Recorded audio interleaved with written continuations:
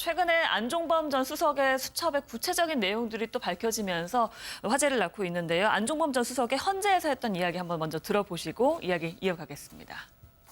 제가 그 당시는 어차피 말씀하신 대로 제 많은 업무 중에 일부이기 때문에 그때그때 빨리빨리 대통령 지시에 그냥 순응한다는 차원으로 제 나름대로 판단하지 못하고 그냥 한 측면도 분명히 있었을 것 같습니다. 그렇지만 지금 돌이켜 보면은 아까 롯데 케이스나 몇 번 케이스에 제가 대통령한테 이건 적절하지 않다고 건의드렸던 거와 같은 일들을 더 많이 좀 여유를 가지고 했어야 된다라는 판단을 지금 하지만 그럼에도 불구하고 당시에 기본적으로 이 사업이 중요하다.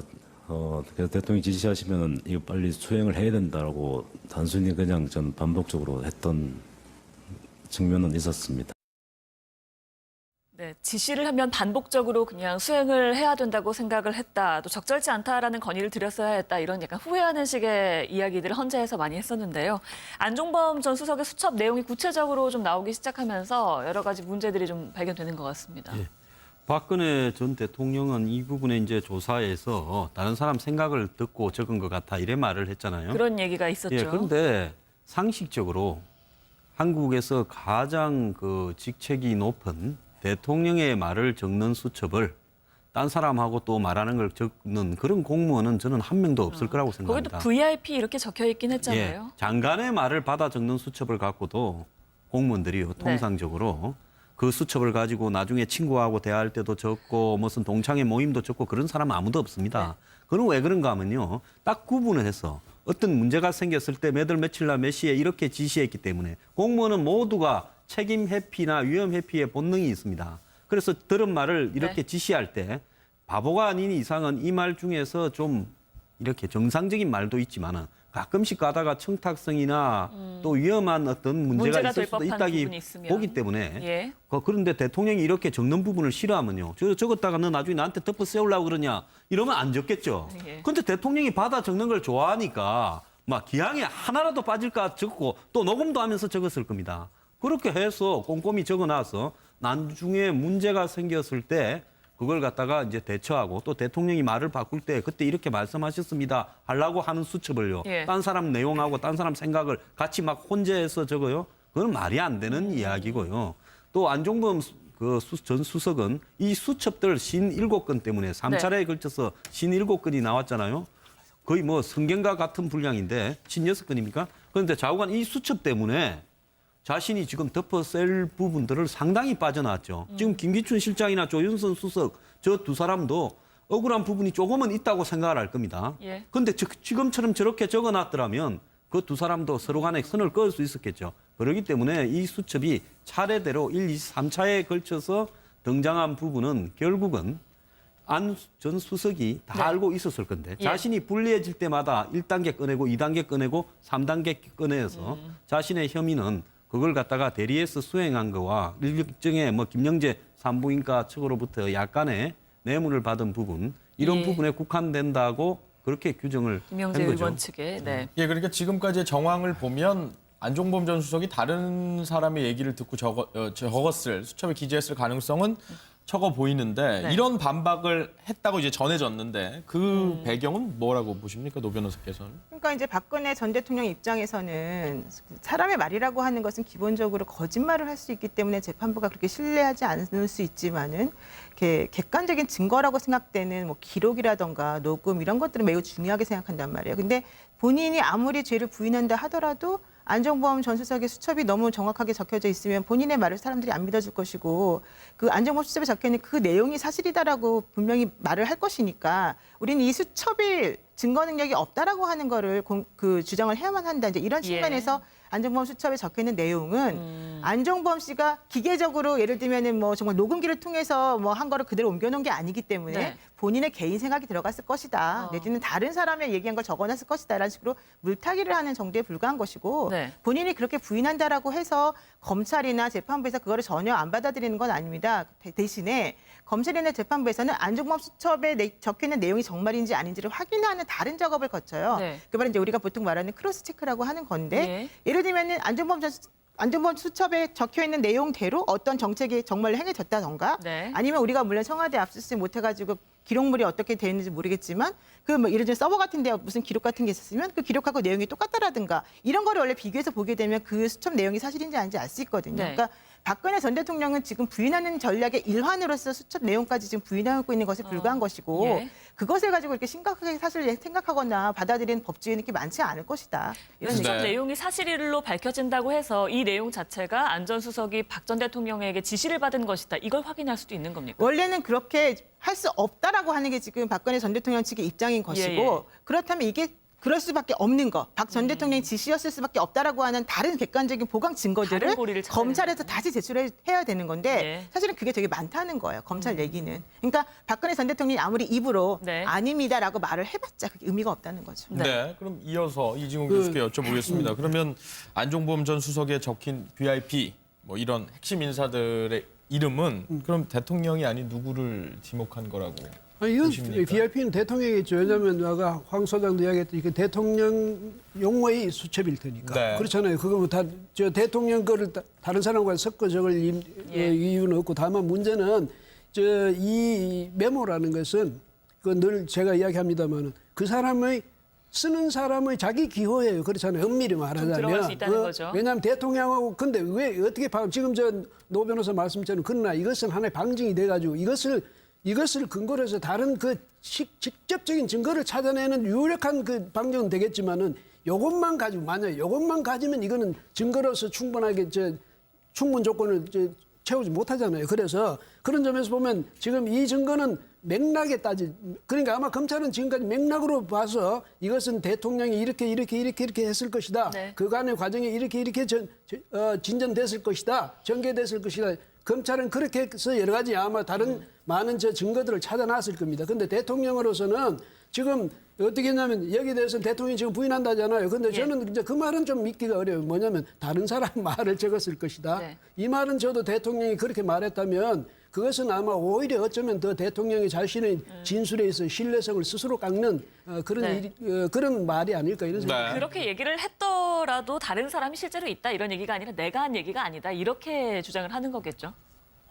일단 뭐 부정하고 싶겠죠. 그러니까 안종범 본인이 적은 게 아니라 안종범 전 수석이 적은 것이니까 네. 본인이 얘기를 얼마나 정확하게 적었는지 본인은 잘 모르겠다. 이렇게 얘기하는 건 제가 이해를 할 수 있지만 그건 내 얘기가 아니다 이렇게 부정해버리는 건 이해할 수 없는 것 같아요. 그건 사실 말이 안 되는데요. 왜냐하면은 그 안 전 수석이 적었다고 하는 메모가 예를 들어서 우리가 본인 스스로가 막 이렇게 휘갈겨 쓴 그런 메모가 아니라 예. 가장 핵심적인 내용이라고 할 만한 것들을 짧은 단어 맥락으로 이렇게 적은 것이거든요. 이런 거는 그냥 조작해서 만들어야 할 이유가 전혀 없는 겁니다. 그럼 박 전 대통령의 말을 옮겨 적었을 가능성이 굉장히 높다고 우리가 추정할 수밖에 없는 것 같고요. 예. 앞서 이제 노 변호사님도 말씀하셨지만 박 전 대통령은 대통령이잖아요. 대통령이 수석비서관 회의하면 수석비서관 회의 내용 다 공개가 되죠. 대통령이 뭐 우리 이른바 역사교과서 얘기할 때 혼이 비정상이라고 얘기한 거 여기 나오잖아요. 혼이 빠진 것이다. 혼이 썩은 것이다. 이거 안종범 수석이 자기가 만들어서 썼겠습니까? 그러니까 이렇게 비교할 수 있는 게 정황이나 증거들이 무수하게 많기 때문에 이건 박 전 대통령이 한 말일 수밖에 없다. 이렇게 검찰이 주장을 할 것이라고 전 생각을 하는데요. 네. 네. 전 더 심각한 문제는 뭐냐면은 앞서 우리 블랙리스트에서도 논쟁이 됐던 것처럼 박 전 대통령이 지금 이거 쭉 아까 안종범 그 수첩에 나와 있는 내용들을 쫙 이제 보여주셨잖아요. 네. 그걸 보면 어떻게 돼 있냐면요. 박 전 대통령의 관심은 아버지를 어떻게 우리 사회에 역사적으로 다시 재평가할 것인가 이런 거밖에 없는 거 아닌가? 이런 의심이 들 정도예요. 예를 들어서 제가 간단하게 정리를 하면 예. 좌파나 정부 비판적이면은 정부 기금 지원 대상에서 그냥 빼버려요. 이게 사실이라고 전제하고 제가 말씀드리는 겁니다. 예. 일단. 그리고 역사교과서 국정화할 때 아버지, 다른 사람도 아니고 아버지와 관련돼 있는 역사적 치적을 강조하라고 지금 지시가 돼 있어요. 그리고 반대하면 영혼이 썩은 거라고 합니다. 그리고 국정화 여론, 그러니까 역사교과서 국정화하는데 반대하는 여론이 일고 그러니까 정경련을 통해서 기업들 통해서 극우 시민단체들이나 극우 단체 인사들한테 지원금을 주도록 해요. 예. 이게 말이 되느냐는 겁니다. 이게 어느 나라가 이런 식으로 여론을 조작하고 그리고 대통령의 관심사안이라 그래서 그걸 역사교과서에 반영하고 이게 오히려 혼이 잘못된 거 아닌가요? 제가 이거 한 말씀 더 보탤게요. 뭐냐면 그래서 박근혜 전 대통령이 지금 검찰에 대해서나 이 대응하시는 방법이 네. 이게 그러니까 충분히 변호인들의 조력을 받지 못하고 있는 거 아닌가. 왜냐하면 예. 아니면 변호인들이 좀 달리 착각을 하든지 이렇게 부인하기보다는 오히려 당당하게 내 정책 목표는 이것이었다. 내 이념적 스탠스는 이거다. 네. 내가 앞으로 추구하는 그 가치는 이거다. 네. 이런 것을 분명히 해서 그래서 조목조목에 대해서 이것은 이렇기 때문에 정당하다. 이렇게 이야기를 해야지. 예, 말하자면 예. 나는 이것이 옳은 일을 하기 위해서 이렇게 했던 것이다. 네. 이것은 내가 이런 생각으로 이렇게 했던 거다. 이렇게 해야 되는데 구체적인 어떤 그런 사안에 대해서도 나는 모르겠다. 아니면 다른 사람 말 적었겠지. 이렇게 해버리면 스스로 명분을 다 떨어뜨려 버리는 네. 게 돼요. 그렇게 되면 어떻게 되냐면 대통령으로서 했던 국정 그 행위가 이게 일반 그냥 공무원의 행위를 했던 것에 불과하게 돼버리니까 이 점에서는 유영아 변호사가 아마 특히 이제 대표 변호사 역할을 하고 있는 예. 모양인데 좀 앞으로의 전략을 좀 바꿔야 되겠어요. 그래서 이게 정책 수행으로요. 그 정책이 거구적인 정책이든 뭐든 나는 그렇게 믿었고 이게 옳다고 생각해서 정책 수행상으로 했다고 하면 네. 과거에 우리나라 대통령들이 크게 사고 쳤을 때 뭐 4대강이나 뭐 이런 몇 가지들 있지 않습니까? 이런 것도 다 논란이 됐던 정책 부분들. 수행으로 예, 되면 사고 쳤다고 얘기하지는 마시고요. 아니 뭐그 사고라고 정정할게요. 예, 예. 그래서 그렇게 했을 때 그런 부분들이 결국은 또 넘어가지 않습니까? 네. 사법 처리가 하나도 안 되고요. 돈은 한 25조씩 사라졌지만은요. 그런 것처럼 이 문제도 차라리 그렇게 가는 것이 법적으로 보더라도 나중에 더 나을 수 있다라는 데 네. 좀 동감을 하고요. 예. 그다음에 이 문제의 그 위법 이 수첩을 부정하는 것이 이게 꼼짝 못 한다라는 게 왜 그런가 하면요. 대통령이 청와대 대수비라고 부르는 수석 비서관의 일을 공개한 적이 여러 번 있었습니다. 그러면 공개해서 지금 필름에 나와 있는 부분하고 안종범이 그때 받아 쓴 거하고 한 예. 10개, 20개만 대조를 하면 거의 100% 일치할 건데 그러면 그때만 이렇게 일치하고 다른 때는 달랐느냐. 이렇게 했을 때 판사들이나 네. 이 부분들이 어떻게 생각하겠느냐. 예. 다른 정황과 맞춰 지금 보자는 말씀하시는 거죠. 예. 거니까 대통령이 한 여러 가지 행위는 네. 결과론적으로는 뭐 안 맞았을 수 있겠지만은 본인들은 원래 통치행위라는 측면에서 이런 예. 식으로 생각을 했었다라는 오히려 변명을 하는 것이 나았을 것이다. 이제 내지는 뭐 그게 박근혜 낫습니까, 전 대통령에게는 법률적으로요? 예. 그러니까 왜냐하면 이제 법률적으로 따지지 않고 대통령의 통칭이라는 측면에서 따져버리게 되면 네. 그로 인해서 어떠한 손해가 뭐 났다 하더라도 그거를 처벌하면 안 된다라는 게 이제 일반적인 그런 그 정치 논리거든요. 그래서 예. 지금 말씀들을 하시는 건데 그게 바로 이제 기업들 같은 경우에 배임이나 횡령 같은 문제가 항상 될 때 그분들이 빠져나가는 구멍이 바로 그런 거 있는 거예요. 그러니까 업무상 배임이나 횡령 같은 걸 해서 예를 들면 내가 A라고 하는 CEO로서 A라고 하는 의사결정을 내렸는데 네. 그게 결과론적으로 잘못되어서 뭐 만약에 뭐 100억의 손해를 봤다. 예. 그렇지만 그럼에도 불구하고 내가 그냥 그 당시에 기업 회장으로서 이런 결정을 내릴 수밖에 없었던 건 이러이러한 것이다라고 네. 설명을 하게 되면 배임이나 횡령이 안 되는 경우가 많거든요. 예. 그러니까 아마 이제 그런 식의 지금 아니, 노 말씀들을 변호사님 제 말씀을 약간 좀 달리 생각하시는데 저는 그래서 사법 처리를 받든 안 받든 그래서 유죄 판결을 받든 안 받든 그게 문제가 아니고 네. 예. 지금까지 박근혜 전 대통령이 해온 이 대응해온 것을 보면 자신은 현실 법정보다는 역사의 법정을 생각하는 것 같거든. 정말로 역사의 법정을 생각해서 역사의 예. 판단을 받고 역사의 법관의 판결을 받겠다면 지금 그렇게 당당하게 하라는 얘기예요. 네. 그거 하나하나 그걸 가지고 나는 이런 식으로 해버리면 대통령이 아니라 아까도 말씀드렸지만 일반 공무원의 공직 행위밖에 더 되느냐. 그런 예. 식으로 스스로의 행동 의미를 객관시키지 예, 예. 말아야 부인을 돼. 했다라는 건 뭐 아직까지는 전해진 부분이니까요. 네. 네. 박근혜 전 대통령이 예를 들어서 우리 사회가 너무 좌파 사상이 득세하고 있어. 우파 사상이 필요해. 그럼 박 전 대통령의 생각이죠, 그죠? 그 통치행위로서 그러면 그렇게 할 수 있는 방법이 뭐가 있을까 고민할 수 있을 것 같아요. 그러니까 그거는 대통령이 자기의 생각이니까 생각할 수 있지만 예를 들어서 거꾸로 보면요. 우리나라 헌법에 사상과 표현의 자유가 있잖아요. 그걸 전제로 제가 또 말씀드릴게요.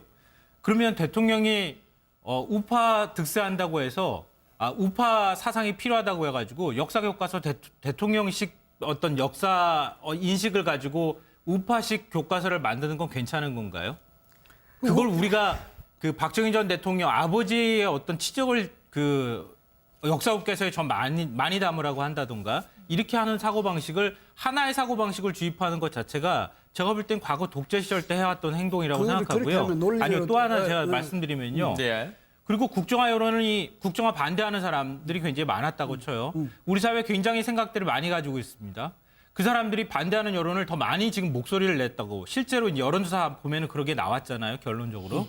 그렇게 한다고 해서 대통령이 만약에 여론시장에 뛰어들어서 우파 여론을 좀 더 많이 확산시키겠다고 해서 정경련한테 돈 좀 내. 그리고 그 우파 단체한테 좀 지원 좀 해줘.